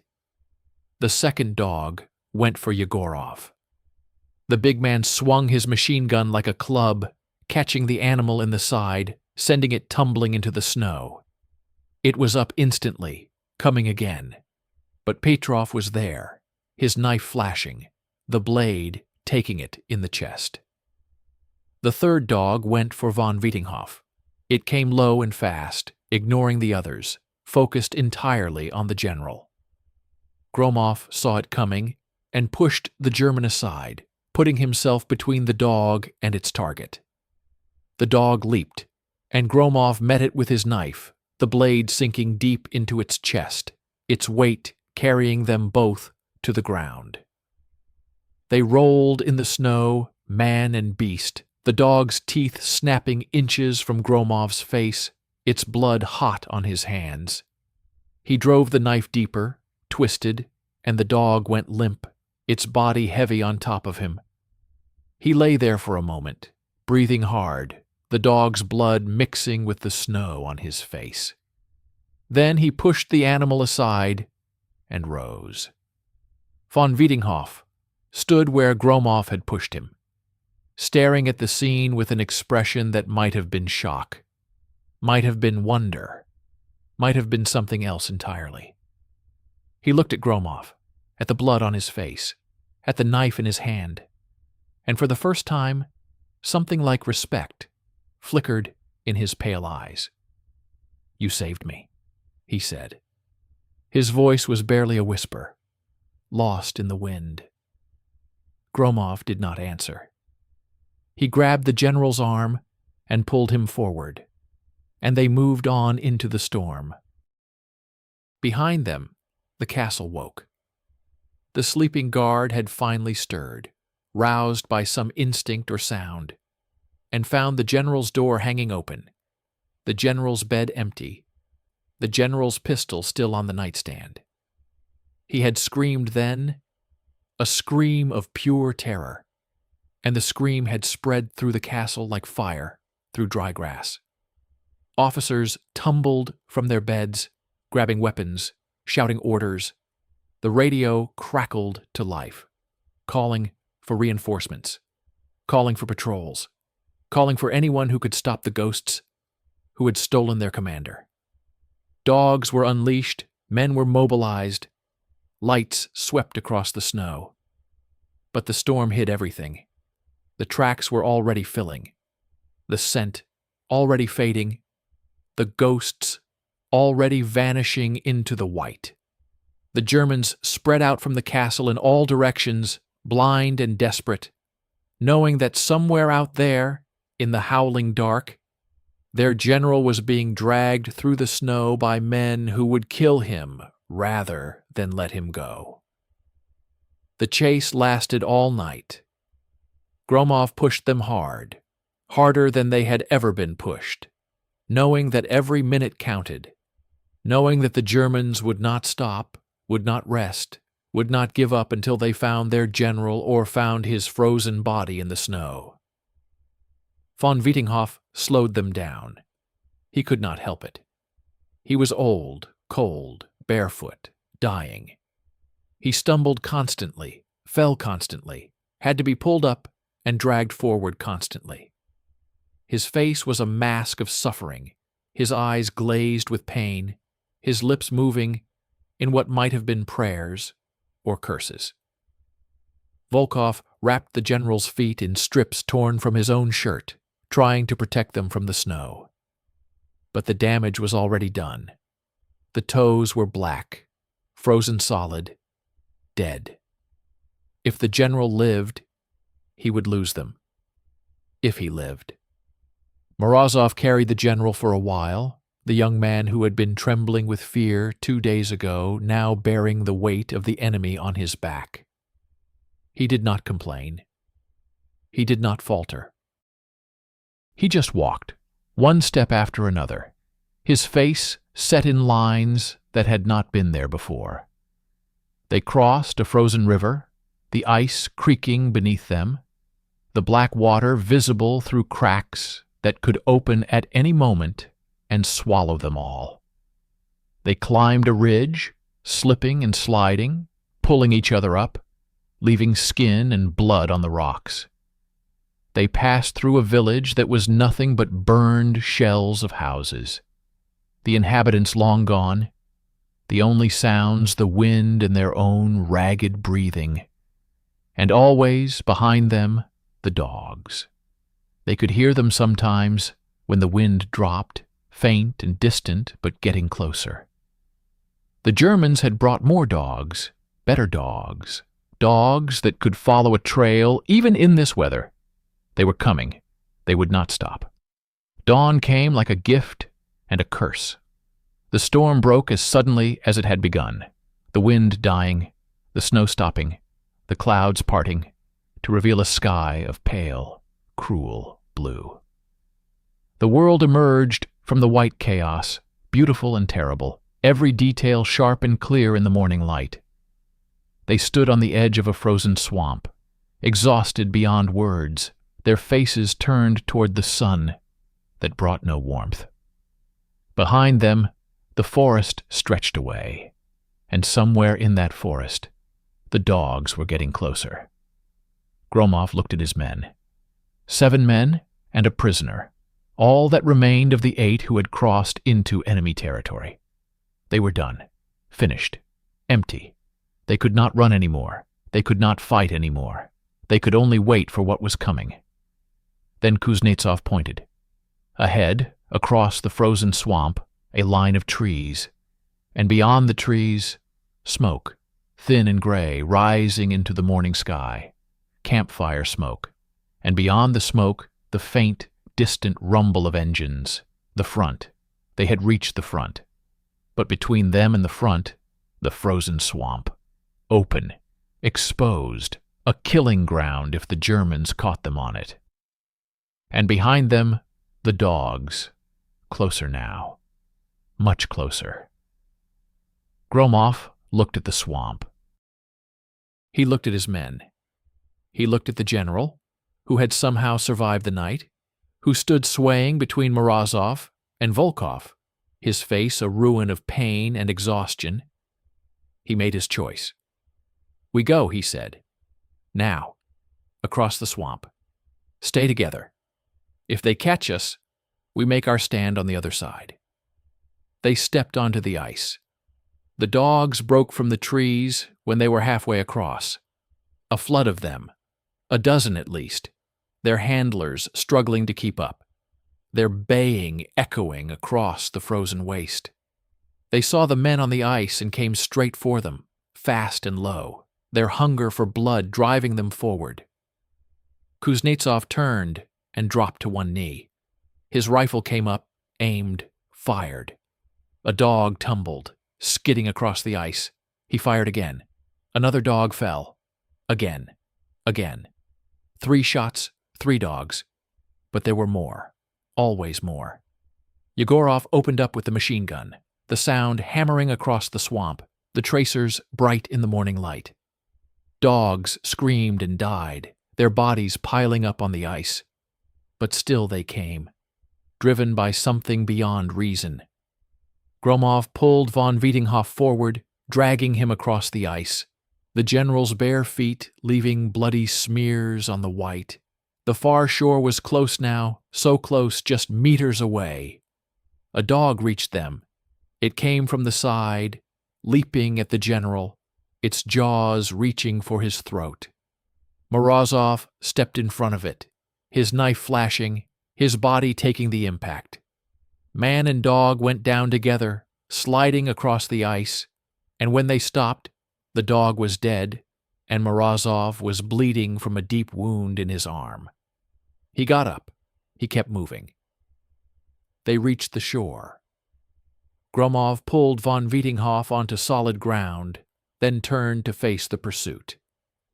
The dogs were still coming, but the handlers were holding them back now, afraid to cross the open ice, afraid of the machine gun that had already killed so many. And then, from the trees ahead, a voice. Russian. Harsh and welcome and beautiful. "Stop where you are. Identify yourselves." Gromov raised his hands. He did not have the strength to do anything else. "Captain Gromov," he shouted. "3rd Belarusian Front. We have a prisoner. A German general. We're coming in." Silence. Then movement in the trees. Men in Soviet greatcoats, their rifles raised, their faces suspicious. They emerged slowly, carefully, and approached the group on the shore. They looked at the 7 men, frozen and bloody and barely standing. They looked at the man in the nightshirt, wrapped in a Soviet greatcoat, his feet wrapped in rags, his face gray with cold. They looked at the bodies of the dogs on the ice, at the blood in the snow, at the evidence of a nightmare journey. One of them, a sergeant with a face as weathered as Yegorov's, stepped forward. "Follow me," he said. "The command post is this way." Gromov nodded. He turned to his men, to the 7 who had followed him into hell and come back. "We made it," he said. His voice was barely a whisper. "We actually made it." Then he collapsed into the snow. Gromov woke to warmth. It was the first thing he registered, the strangest thing, the thing that made him think for a moment that he was dead. Warmth on his face, on his hands, seeping into his bones like a memory of life before the war. He opened his eyes and saw a ceiling, low and wooden, with beams blackened by years of smoke. A stove glowed in the corner, its iron sides cherry red, filling the small room with heat that should have been impossible after the frozen hell of the past days. He tried to move and found that he could not. His body was wrapped in blankets, layers of them, heavy and scratchy and wonderful.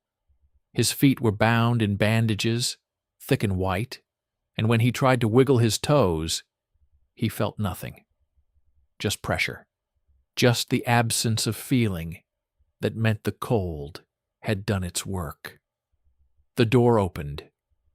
Volkov entered, the medic looking almost as bad as Gromov felt.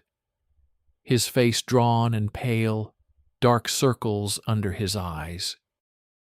He carried a metal mug that steamed in the cold air, and he crossed to Gromov's side and held it out. "Drink," he said, slowly. "Your body needs to remember how to process heat." Gromov took the mug. His hand shook, uncontrollably, the muscles refusing to obey. He brought the mug to his lips and drank. Broth, hot and salty and alive. It burned going down, but it was the best thing he had ever tasted. "The others?" he asked. Volkov sat down heavily on a wooden crate. Alive, all of them. Morozov lost some blood, but he'll keep his arm. Yegorov has frostbite in 3 fingers, but the doctors think they can save them. The rest of us are battered, bruised, and stupidly lucky. And the general? Volkov almost smiled. Alive.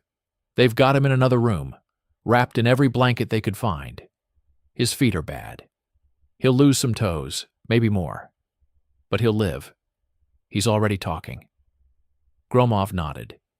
He drank more broth. The warmth spread through him, chasing the cold from places he had thought would never be warm again. "How long?" he asked. 2 days, Volkov said. "You've been out for 2 days. They brought us here, to this village. The front moved while we were in the forest. The Germans pulled back. Our boys are already 10 kilometers east of here." Gromov absorbed this. 2 days. The offensive had begun. The guns had fired. The men had died. And somewhere in all of that, the information they had stolen was being used. He finished the broth and handed the mug back to Volkov. "Help me up." Volkov shook his head. "You should rest." "Help me up," Gromov repeated. His voice was quiet, but there was steel in it. Volkov sighed and reached out, pulling Gromov upright. The world swam for a moment, gray and uncertain, then steadied. Gromov pushed the blankets aside and looked down at himself. He was wearing someone else's clothes, a rough wool shirt and trousers, too big for him. His feet were huge in their bandages, clumsy and useless. "Where are my boots?" he asked. "Gone," Volkov said. "We had to cut them off. Your feet were frozen to the leather." Gromov looked at his bandaged feet for a long moment. Then he looked up. "Find me something to wear. I need to see the general." They gave him crutches. He hated them immediately. The way they dug into his armpits. the way they made him feel weak and old. But he used them, swinging himself down the narrow corridor of the farmhouse, past rooms filled with sleeping men, past a kitchen where a woman in a headscarf stirred a pot of something that smelled like hope. The room at the end of the corridor had a guard outside it. A young soldier, barely old enough to shave, who snapped to attention when he saw Gromov approaching. His eyes went to the crutches, to the bandaged feet, and something like awe flickered across his face. "Comrade Captain," he said, "the prisoner is inside. He has been asking for you." Gromov nodded. He pushed open the door and went in. The room was small, smaller than the one he had woken in, with a single window that looked out on a snow-covered yard. A bed stood against the far wall, and in the bed, propped up on pillows, sat Helmuth von Wiedinghoff. The general looked nothing like the man Gromov had pulled from the castle. His face was gaunt, hollow, the cheeks sunken, the skin gray.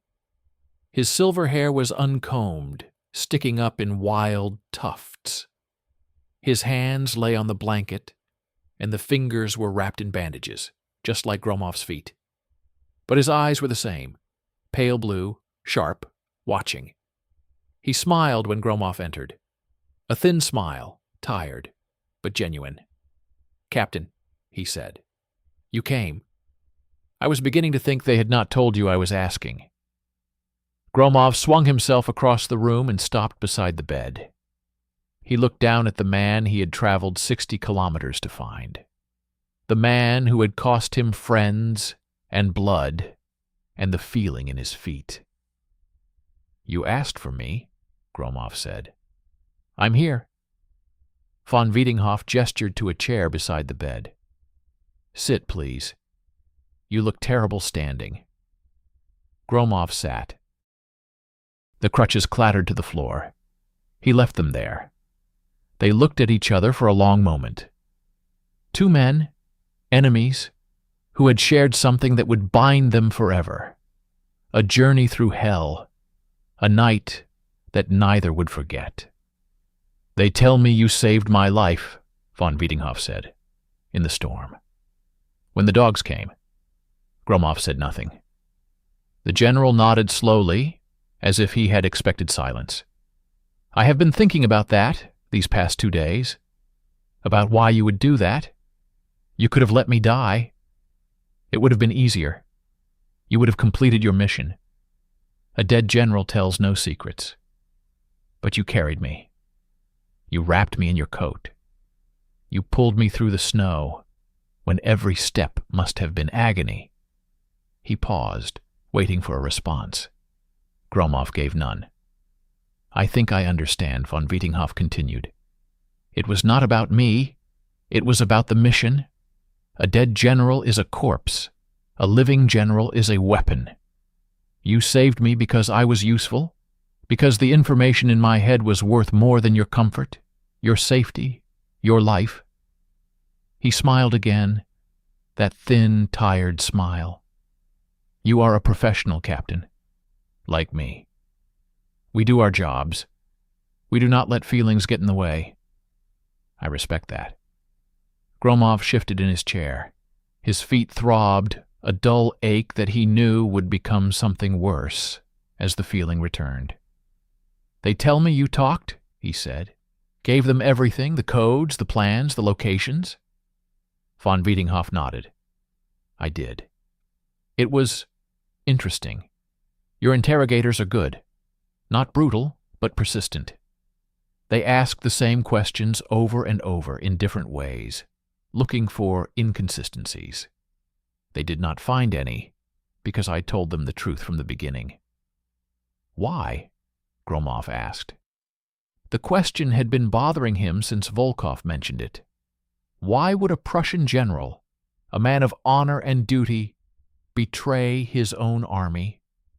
Von Wiedinghoff looked out the window at the snow. "The war is lost, Captain. It has been lost for months. maybe years. Your people just did not know it yet. We are fighting for time, for honor, for the hope of a negotiated peace that will never come. Hitler will fight to the last German, to the last child, to the last stone of Berlin. He will destroy Germany rather than surrender. I do not share that vision. He looked back at Gromov. I am a soldier. I serve my country, not a madman. My country is dying, and if giving your people the truth speeds the end by even one day, saves even one German life, then I have done my duty. Not to Hitler, to Germany. Gromov absorbed this. He did not know if he believed it. He did not know if it mattered.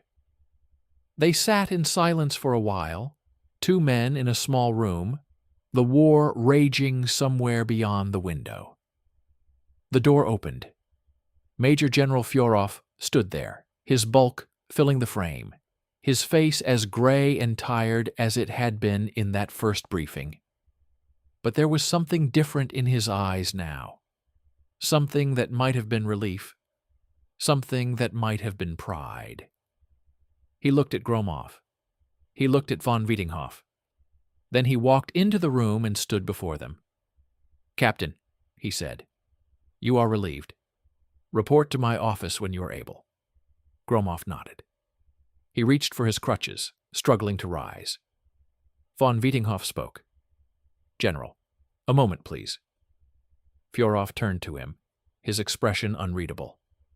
"Your men," von Wiedinghoff continued, "the ones who came for me, they are exceptional.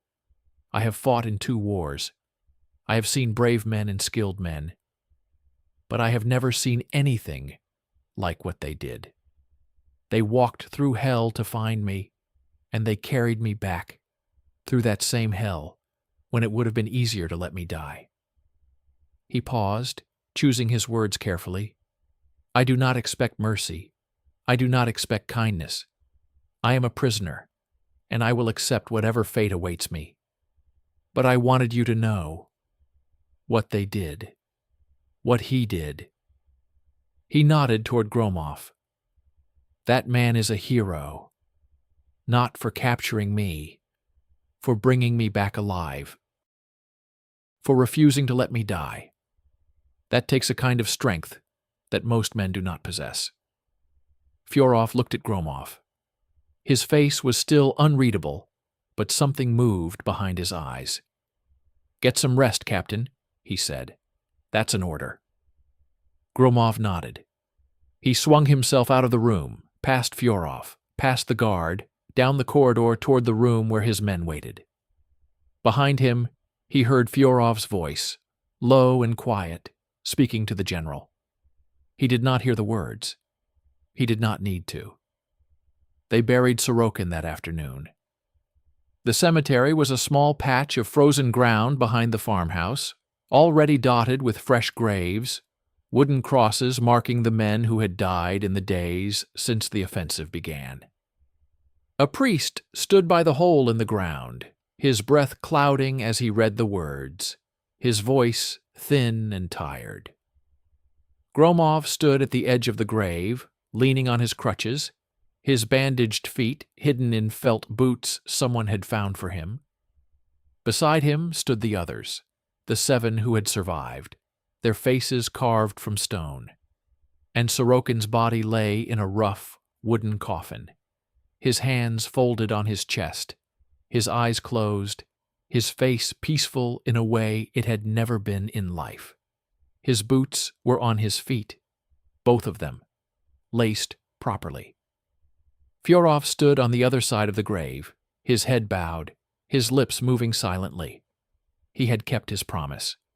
He had laced the boots himself, kneeling in the snow, his thick fingers clumsy with the laces, his face wet with tears that froze before they could fall.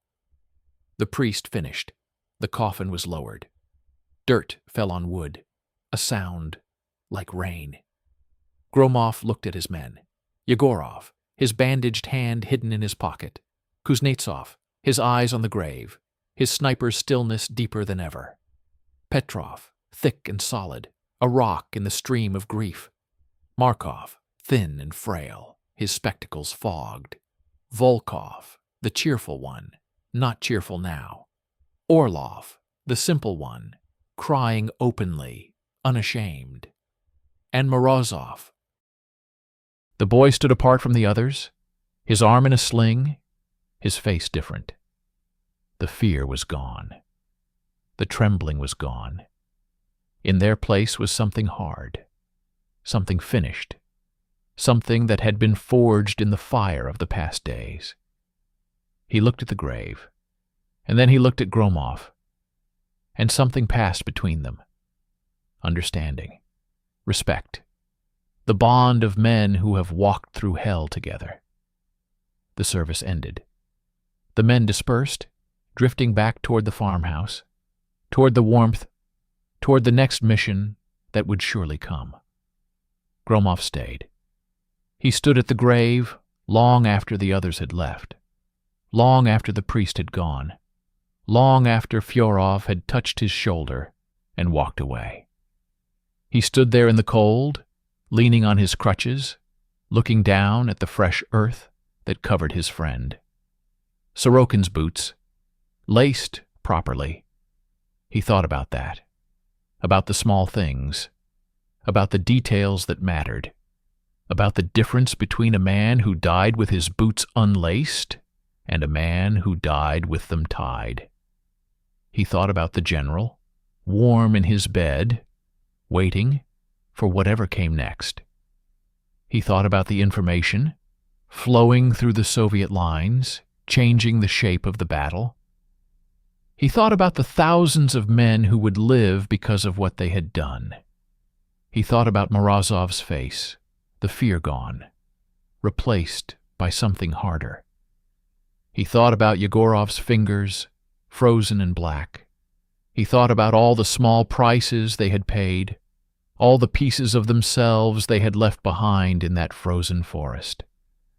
And he thought about the castle, about the sleeping guard, still alive because Gromov had chosen to let him live, about the drainage grate, dark and silent, about the corridor, the stairs, the door, the moment when the general's eyes had opened and looked into his.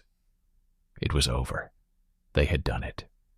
They had pulled a German general out of his bed, out of his castle, out of his war, and brought him back. But standing here in the cold, watching the snow fall on Sorokin's grave, it did not feel like victory. It felt like loss. It felt like the cost of things. It felt like the weight of all the men who would not come home. Gromov reached down and touched the frozen earth. Just once. Just a touch. Then he turned and swung himself back toward the farmhouse, toward the warmth, toward the men who waited for him. Behind him, the snow continued to fall, covering the grave, covering the tracks, covering the evidence of what they had done. In a day, a week, a month, it would all be gone, buried under the white, forgotten by everyone except the men who had been there. But they would remember. They would always remember. The door of the farmhouse closed behind him, and the forest was silent. And the war went on.